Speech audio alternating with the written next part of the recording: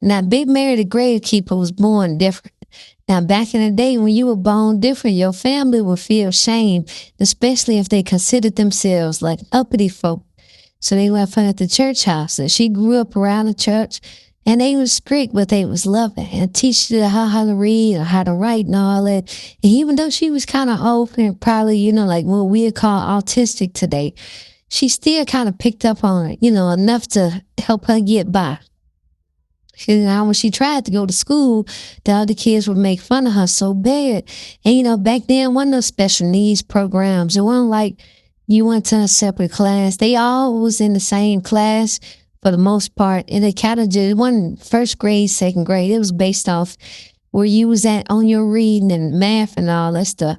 Now, Mary, she was a savant.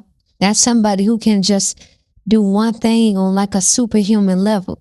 And she was an amazing worker and had the strength of 6 men. The reason they say 6 men, because she could carry them caskets by herself. And as you know, at the funeral, it takes 6 men to carry a casket. Now, women back in these days was built different now. They was like walking tanks already. So just imagine, a woman back in the early 19, late 1800s. And then on top of that, she crazy strong too. Because these women nowadays, they ain't built like that. They tough, but they might got a big mouth and all that jerk. But the women back then was different. Now, she did a great job working around the church, keeping the grass cut, keeping the bushes nice. She had knocked down trees, bent them over and tear them down. Whatever needed to be done, she did it. And people around the neighborhood hired her to do little tasks around their houses.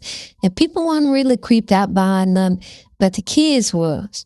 And they made jokes and games about her. And they say that's where a song, Miss Mary Mac, all dressed in black came from.